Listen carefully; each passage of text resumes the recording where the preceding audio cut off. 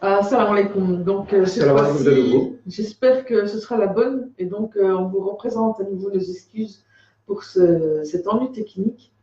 En espérant, Inch'Allah, que la prochaine fois, on arrivera à faire mieux.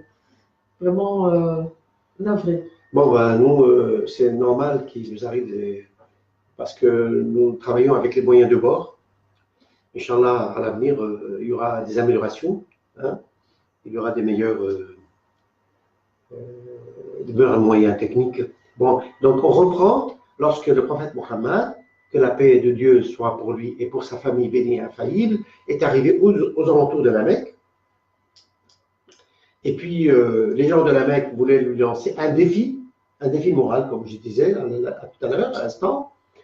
Et donc, on lui a proposé un traité. Ils ont envoyé une délégation de plusieurs personnes, à leur tête un délégué, qui proposait au prophète un traité.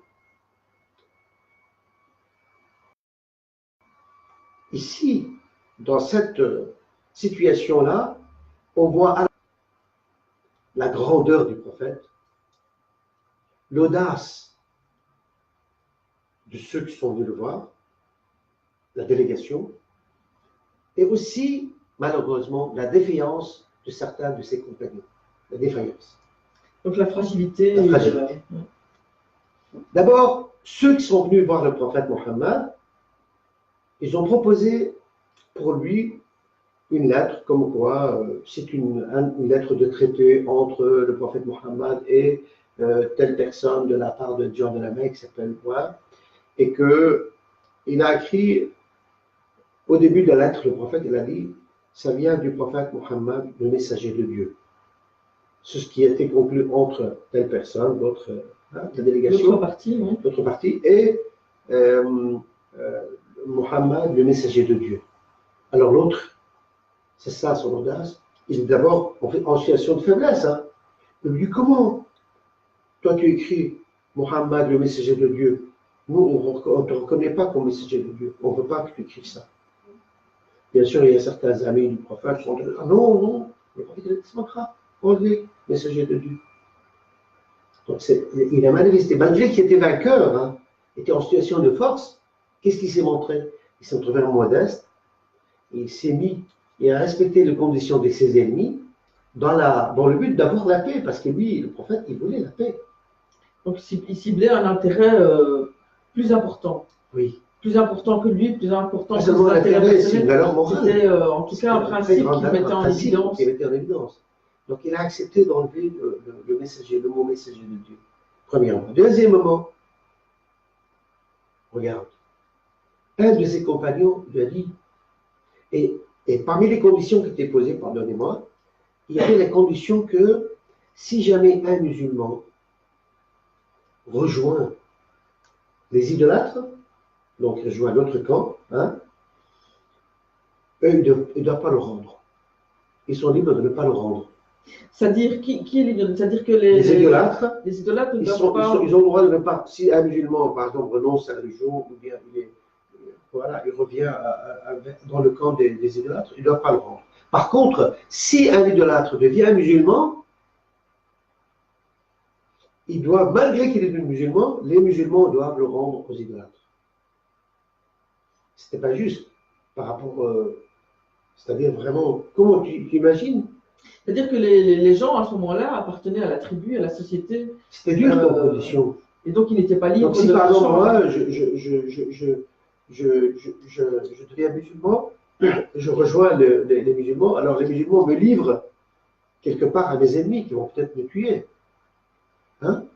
Et le prophète, il a accepté cette condition.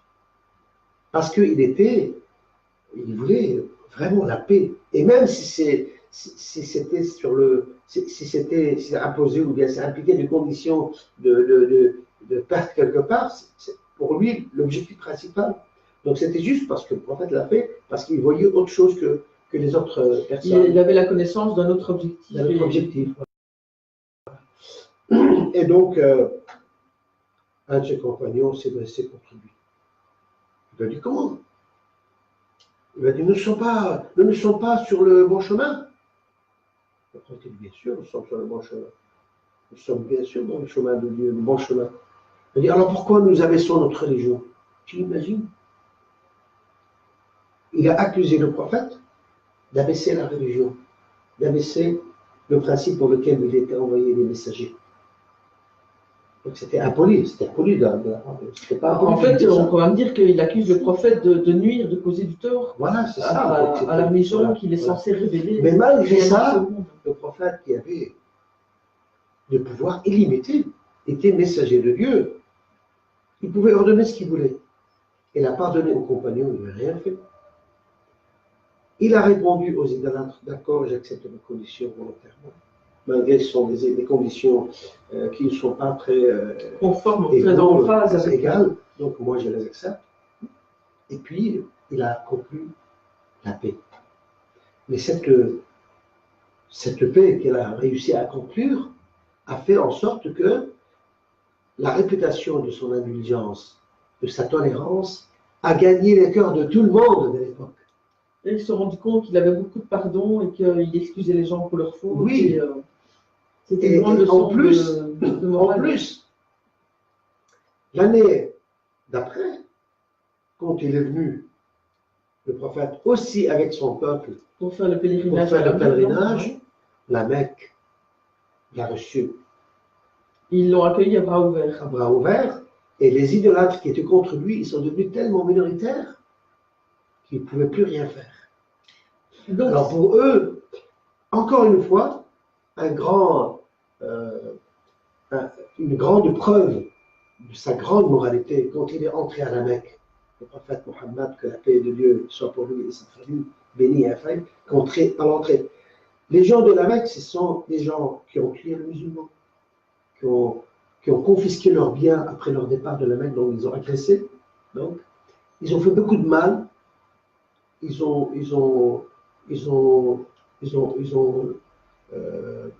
répandu la guerre pendant presque 10 ans à travers toute l'Arabie, n'est-ce pas? Donc, ils ont fait plusieurs guerres, ils ont causé beaucoup de tort aux musulmans.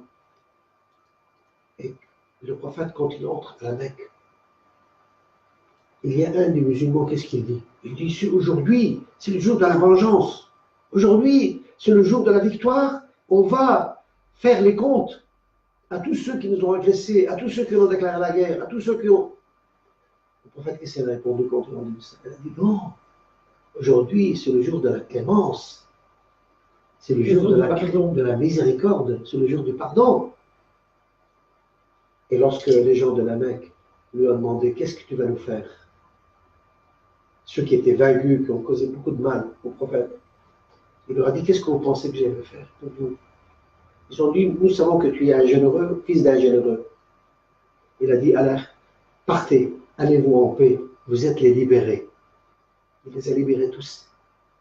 Il leur a dit, celui qui entre chez lui, ou bien celui qui entre dans la maison de leur chef qui s'appelle Abu Sufyan, sans porter des armes contre nous, entre parenthèses, il est en sécurité. Donc quiconque tu ne déclares pas la guerre, il sera en sécurité chez lui. Et ici, j'étais attiré l'attention sur quelque chose. Il n'aura pas dit, vous devez devenir musulman et après entrer chez vous en paix. C'est ça que j'allais dire, il n'a pas dit que ce sont les musulmans qui rentrent en paix. Il a dit quiconque en fait, donc qu'il soit musulman, chrétien ou qu'il adore encore les statues, chacun est libre et oui. a droit. Qu'est-ce que tu penses, Maria, de ça? Quelqu'un qui t'a fait beaucoup de mal, qui t'a agressé, qui a tué ta famille, et après tu le pardonnes. Que c'est un geste généreux, parce que maintenant de nos jours, presque personne ne le fait, c'est plutôt tout le monde se venge et ne pardonne pas. Oui, alors donc notre prophète Mohammed, que la paix de Dieu soit pour lui et sa famille, a montré une très grande générosité. Et qu'est-ce qu'il y a? Qu'est-ce qu'on peut trouver comme une meilleure preuve comme quoi il est envoyé du ciel? C'est la grande générosité qui a prouvé vraiment. C'est la moralité. Et grâce à cela, le prophète a été connu partout comme quelqu'un de très généreux, quelqu'un qui est vraiment, qui répond de grands principes et des valeurs vraiment très, très, très importantes. Et il a été tellement valeureux et respectueux et avec une moralité vraiment incroyable et vraiment épatante, hein, à un point que Dieu a dit de lui, tu as une très grande moralité. Dieu a révélé avec ses enfants, il dit, tu as au prophète Mohammed, entre guillemets, il a dit au prophète Mohammed, tu es d'une très grande moralité. Tu es d'une très grande moralité. Il a dit, moi, mon message, le prophète le dit ça, et mon message, essentiellement, c'est pour parfaire les principes moraux et les valeurs morales. Sinon, vous dites pour perfectionner. Pour parfaire, perfectionner, en tout cas améliorer. Améliorer, voilà.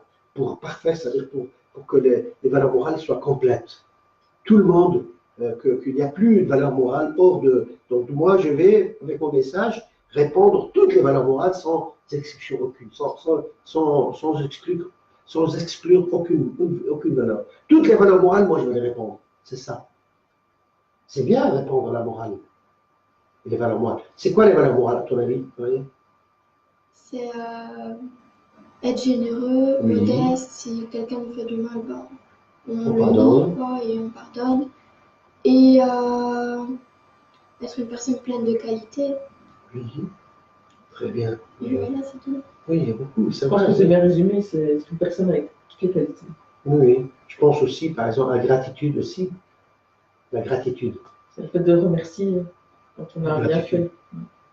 La gratitude, c'est une Ne pas mentir, ne pas voler, ne pas agresser. Nous a enseigné la gratitude. C'est-à-dire reconnaître le bien d'autrui. Par exemple, les parents. Reconnaître leur bien envers nous. C'est le prophète qui nous a appris ça. Aussi, avoir la gratitude envers Dieu, qui nous a fait beaucoup de bien. C'est la gratitude. Bon, voilà, donc, cette séance, malheureusement, a été entrecoupée. Bon, j'espère qu'on va pouvoir les coller les deux morceaux. Hein? Mais ça n'empêche qu'aujourd'hui, on est très content parce qu'il y avait Maria avec nous. En fait, je vous apprends que c'est ma nièce, hein, Maria. Allez, merci beaucoup de nous avoir entendus et de nous avoir assistés dans cette occasion, encore une fois. Et puis, à la prochaine. Je vous salue. Tu as un dernier mot à dire? Je rappelle, les questions suivront dans un temps court, j'espère, Inch'Allah. Et on sera content de pouvoir vous retrouver la semaine prochaine. Voilà. N'hésitez pas à nous poster vos questions et à réagir. Nous sommes à l'écoute et donc voilà. Et avant de couper, moi je vais un peu m'écarter un peu à l'écart. Je laisse le dernier mot à Maria. Allez, au revoir. Le mot de la fin, Maria? Au revoir et merci de nous avoir écoutés.